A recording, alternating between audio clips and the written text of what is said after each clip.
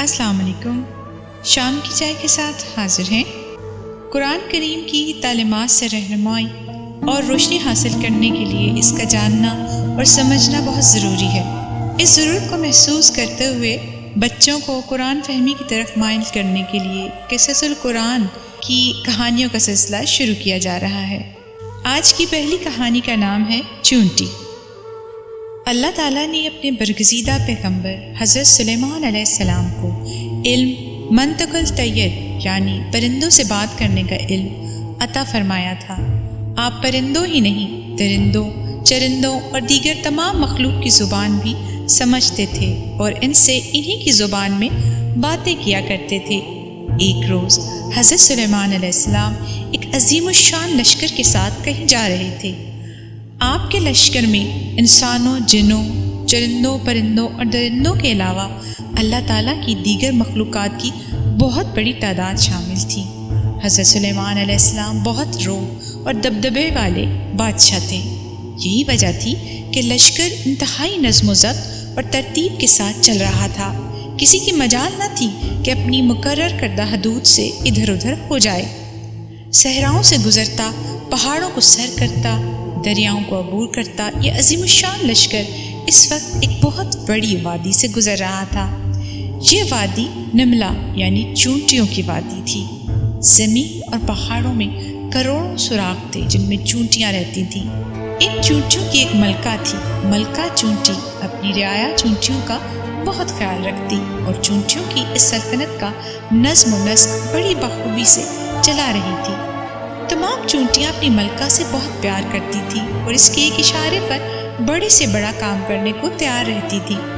ملکہ چونٹی بہت سی دیگر چونٹیوں کے ساتھ وادی میں گھوم رہی تھی کہ اسے زمین میں وہ عجیب سی دھمک محسوس ہوئی۔ وہ چونک کر رک گئی اور زمین سے آتی آواز کو غور سے سننے لگی۔ اوہ، لگتا ہے کوئی زبردست فوج ہماری وادی کی طرف آ رہی ہے۔ زمین کی دھمک سے محسوس ہوتا ہے لشکر میں بھاری بھرکم جانور بھی شامل ہیں۔ اوہ، ہو نہ ہو یہ حضرت سلیمان علیہ السلام کی فوج ہے، اس نے کہا۔ دیگر چونٹیوں نے اس کی بات سے اتفاق کیا تھا۔ وہ اور دیگر چونٹیاں اس سمت دیکھ رہی تھیں جدھر سے لشکر کی آمد متوقع تھی۔ کچھ ہی دیر بعد اس جانب سے دھول کے بادل اٹھتے دکھائی دینے لگے، پھر جلد ہی فوج بالکل قریب آ پہنچی۔ حضرت سلیمان علیہ السلام اپنے مخصوص تخت پر سوار اپنی فوج کے ساتھ آ رہے تھے۔ چونٹیوں کی ملکہ نے چیخ کر کہا، خبردار، حضرت سلیمان کی فوج قریب آ پہنچی ہے۔ میں حکم دیتی ہوں کہ تمام چونٹیاں فوراً اپنے اپنے بلوں میں چلی جائیں۔ حضرت سلیمان بلا شبہ ہمیں کوئی نقصان پہنچانے نہیں آ رہے، مگر انہیں کیا معلوم کہ تم لوگوں کی کثیر تعداد اس وادی میں بسی ہوئی ہے اور زمین پر رینگ رہی ہے اور ان کی فوج میں شامل انسانوں اور جانوروں کے پیروں تلے روندی جا سکتی ہے۔ حضرت سلیمان تک چونٹی ملکہ کی آواز پہنچ گئی۔ آپ اس کی بات سن کر مسکرا دیے اور ملکہ چونٹی کی سمجھداری اور اپنی رعایا کا خیال رکھنے پر اس کی تعریف کرتے ہوئے فرمایا، بے شک ایک بادشاہ کو اپنی رعایا کے جان و مال کا اسی طرح خیال رکھنا چاہیے اور اس کے تحفظ کا انتظام کرنا چاہیے جس طرح اس ملکہ چونٹی نے کیا ہے۔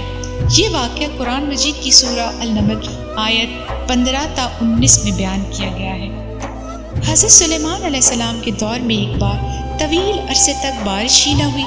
کھڑی فصلیں مرجھا گئیں، نئی فصلیں پیدا نہ ہو سکیں، درخت سوکھ گئے، جہاں دریا اور نہریں تھیں وہاں دھول اڑنے لگی، حتیٰ کہ کنویں بھی خشک ہو گئے۔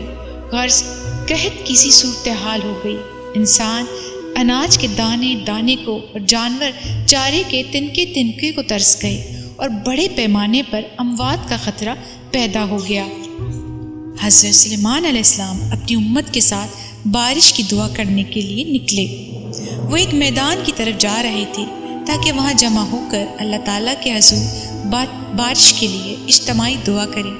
اچانک ایک مقام پر ٹھٹک کر رک گئے۔ ان کو رکتا دیکھ کر ان کی ساتھی بھی ٹھہر گئے۔ وہ سب اس کی طرف دیکھ رہے تھے جہاں چند قدم کے فاصلے پر ایک چونٹی اپنے اگلے پاؤں آسمان کی طرف اٹھائے دعا مانگ رہی تھی، یا اللہ، یا رازق و رزاق، یا حیو یا قیوم، ہم بھی تیری مخلوق ہے اور ہر پل تیرے فضل و کرم کے محتاج ہیں۔ بارشیں نہ ہونے سے انسان اور حیوان سبھی پریشان ہیں۔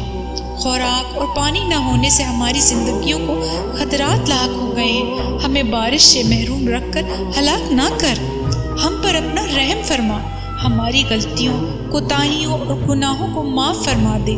باران رحمت بھیج کر ہماری خشک وادیوں کو سیراب فرما دے۔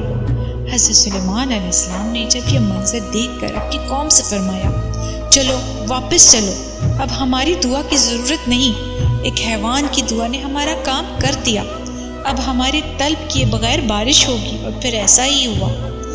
دیکھتے ہی دیکھتے سیاہ بادلوں نے آسمان کو ڈھانپ لیا اور دھواں دار بارش شروع ہو گئی جس نے پوری وادی کو جل تھل کر دیا۔ تو بچوں، اس سے کیا سبق سیکھا آپ نے؟ ان واقعات سے ہمیں یہ سبق ملتا ہے کہ حاکموں کو اپنی رعایا کا خیال رکھنا چاہیے اور انہیں آنے والی مصیبتوں اور پریشانیوں سے خبردار کرتے ہوئے ان کی حفاظت کا سامان کرنا چاہیے۔ انسانوں اور حیوانوں سمیت تمام مخلوق اپنے خالق حقیقی یعنی اللہ تعالیٰ کی محتاج ہے، اور ہر مشکل اور مصیبت میں ہمیں اللہ تعالیٰ ہی سے مدد طلب کرنی چاہیے۔ نیک نیت اور خلوص دل سے دعا کی جائے تو اللہ تعالیٰ کے دربار میں ضرور مقبول ہوتی ہے۔